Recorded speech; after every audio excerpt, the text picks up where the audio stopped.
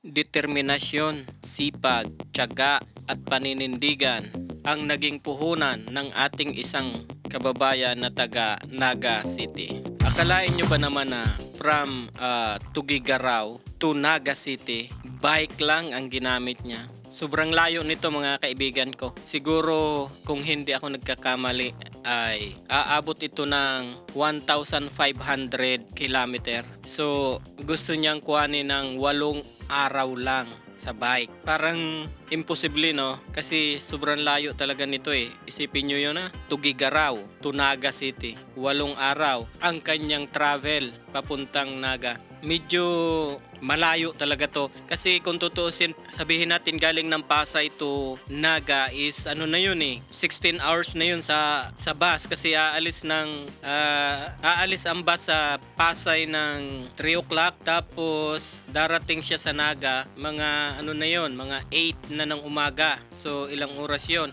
Ayun ay galing Pasay pa lang. Estimate lang to ha. At yung Tugigaraw to Manila, kung hindi ako nagkakamali, mga mahigit yan sa 16 hours.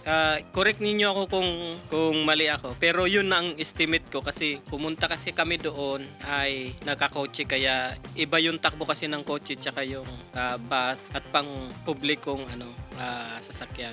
So medyo mabilis yung kotse. Pero bakit ko ito ipinost? Kasi ano bang makukuhang aral nyo dito? Ganito yon. Ang makukuhang aral nyo dito ay determination, tsaka sipag at lakas ng loob. Yun yung pinangahawakan niya. Kasi kung wala tayo nun, anumang laban sa buhay, hindi natin makakamtan yon. So, kaya kailangan talaga natin ang lakas ng loob, tsaka yung determination, yung disiplina sa sarili, yung kakayanan mo, na alam mo namang kaya, pero hindi mo ginagawa. So, kaya ko ipinost ito para malaman ng lahat ng mga kabataan, at hindi lang kabataan, lahat ng mga tao na ang laban sa buhay, kailangan ng lakas ng loob at determinasyon talaga sa sarili. Isipin natin, lahat ng nagagawa ng tao ay kaya mong gawin. Kaya nating gawin kasi nagawa nga ng tao, so tao rin tayo, magagawa natin yon. Sa pamamagitan lamang ng lakas ng loob at determinasyon, magagawa natin lahat ng gusto natin